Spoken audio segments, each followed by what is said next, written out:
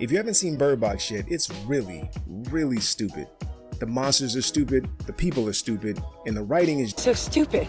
I didn't know what to expect from this movie at first. I thought it was going to be like a 50 Shades of Grey type movie because it has Sandra Bullock in it, and the blindfold looked like nice fabric. But oh no, it's an end of the world movie full of characters that don't want to use their brains to escape an enemy that can't hurt them unless they don't use their brains.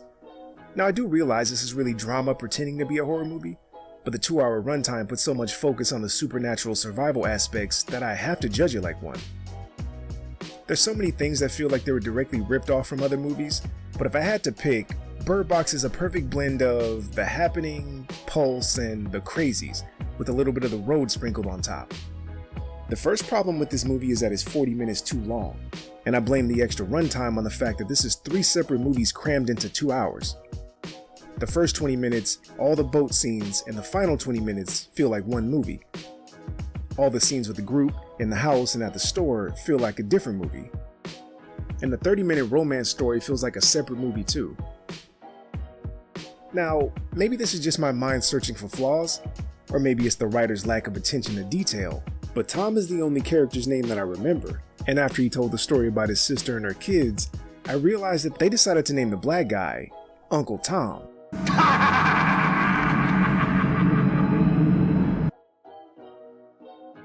So, what's the point of the BirdBox? It's supposed to be an important part of the story, right? Whatever these things are, they can't hurt you if you don't look at them. The point of the birds is to tell you when one of them is around. So, why don't they just peek from under their blindfold for a second when the birds are quiet, just to get a layout of the surroundings? I mean, if you're gonna stay blindfolded the whole time, why even have the birds? Knowing the monsters are around is pointless if you're never gonna take off the blindfold. I'm not sure if this is different in the books, but this seems like a really big hole in the story. I know the birds were a way to create tension, but logically you can't have tension when keeping your eyes closed is all you have to do to survive, or staying inside of a building because they can't go inside buildings for some reason. We never really learn what these monsters' powers are. If you look at them, you get infected and kill yourself.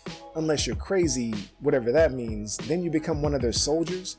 But some of the soldiers are actually spies that can hide their infected looking eyes, while others are just overly aggressive and obvious. Sometimes they can physically interact with things, but they never use this to get more people by breaking windows or pulling off blindfolds. Their most obvious weakness is they can't go inside of buildings for some reason. Okay, sure, I guess. But when they sent this guy into the house, why didn't they just send more people in to drag everyone outside? He said that other people forced him and his co-workers to look. So the monsters now know that there's a house full of people because they sent him here, right? So where are the other people? Think about this. This guy shows up with a bag full of pictures of these monsters. Somehow Tom doesn't see them when he checks his bag, but why would this guy bring these anyway? The pictures can infect people, so why would he need these? And we never see these things going out of their way to make you look at them. Everyone seems to make the choice to look at them. Just put a blanket over your head so you look like a ghost, and then hold your arms out a little so you can see the ground. Now just walk around outside and follow the sidewalk or the street lines. This is so common in movies that we've all started to just accept it as normal. After the world ended only hours ago, everyone quickly forgets that every single person that you or I has ever known is dead! But they all seem pretty cheerful about it. I know. All these people know their friends and family are probably dead. He watched his wife burn herself alive and he didn't cry or scream or anything. Dead! When they first arrive, everyone's trying to call their families, but a few seconds later they're all smiling and joking about everyday issues like they forgot what's going on in the world. When he's not suing his neighbors. Dead! I'm a hot babysitter. Dead! It's what kind of law do you practice? Bankruptcy. Dead! Great again! Yeah! Dead! They've been in this house for a few days maybe, and they're already to the point of desperation.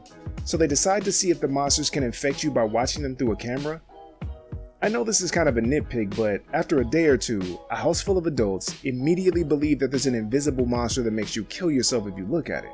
They all just accept this. It's real talk is facts! No one honestly considers that there might be something less supernatural going on. He just met these people only a few days ago. And he's willing to die for, what, information that might not even help? And why doesn't anyone stay in the room with him? These things make you kill yourself, not other people, so why leave him alone with the door closed? People have to stop being so stupid. In a movie like this, you need a reason for the people to put themselves in harm's way. After being there for a day or two maybe, they somehow run out of food. We never see a passage of time, and no one really looks unshaven or unpresentable, so it seems like they haven't been in the house for more than a few days. I guess no one in this neighborhood has food in their house because Olympia ate all her food in a few days too. Most of these people were only in this house because they were outside when everyone started killing themselves. They had to get off the street, so they ran into the first house that was open. Olympia's been in her house long enough to eat all of her food. There's no reason why she would be panicked and knocking on random doors crying. But I was so hungry and I was afraid I would starve my baby. So you left and started knocking on random doors? Not a 5-year-old kid, but an adult, married woman ran out of food and decided to walk around knocking on random doors. Are you a simpleton? Everyone suddenly killed themselves. The houses and stores should be fully stocked with supplies. Why not break into a house next to you first? I mean, they break into houses later on in the movie and scavenge. I don't know why they didn't think to do this first. And John Malkovich lives next door. Why doesn't he go to his house? And because he lives next door, why has he never been to the grocery store that's right down the street from his house? So, where's the booze? It's a 7. There's no reason why this store would be empty in the middle of the day. So why was he the only person in the store? Why didn't anyone kill themselves here? There are cars in the parking lot. Where did everybody go? And why would he leave an empty, familiar place full of food to run down the street to a random house? So you left and started knocking on random doors? People have to stop being so stupid. Fish fingers is supposed to add a new layer of danger, but why is he banging on a loading dock door when this place has been locked up for days? Why is he still here? And they treat him like he's a wild tiger or something, like if they let him inside they'll all instantly die. It's at least 4 against 1 and you do have a gun. You really shouldn't be worried about this. But nope, it's sacrifice time because there's no other way that people would die in this situation. 30 minutes ago he was too scared to go to the store. No chance I'm going, okay? 10 minutes ago he was so scared he wanted to get out of the car and run. Look at me. You have to be quiet. But now he turns into a self-sacrificing hero to save 4 people that he just met 48 hours ago. Guess he ran out of jokes. Get it? Ran out of jokes? From the moment we enter the house, I already knew that all these people were gonna die, but these two decide to steal a car and run away, but I'm not sure where they're planning on going. Why not just walk across the street and break into a house if you want to be alone? Oh my god, we're in a really nice house with food and no danger. I just can't take all this stability and safety anymore. This is another obvious self-sacrifice because we still have too many characters in this movie and there's no danger, so people have to be stupid to push the plot forward. People have to stop being so stupid. As I said before, this movie is about 40 minutes too long, and a major part of that is this forced romance between Tom and Sandra Bullock. Tom finding the nightgown was done really well. When he was looking through the bag, I remembered her taking it before he even pulled it out. There was some nervous sexual tension as they prepared to have sex for the first time. I call this section friend zone because these kids are 5 years old. Last time we saw them, they were newborn babies.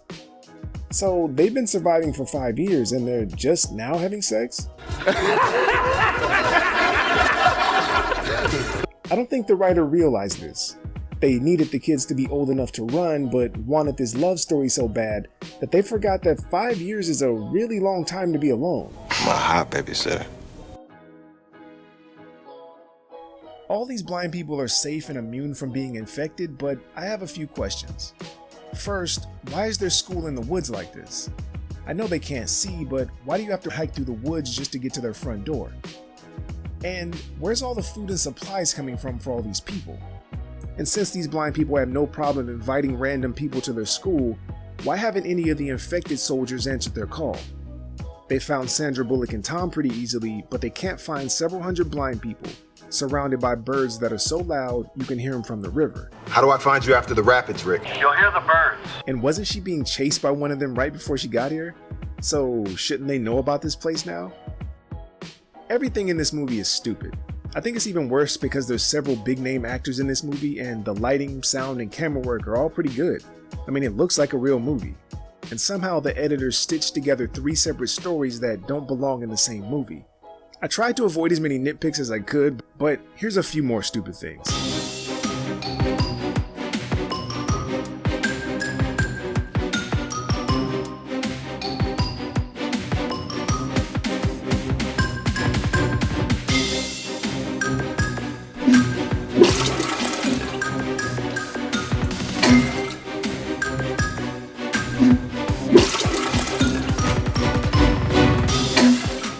Is it chunky?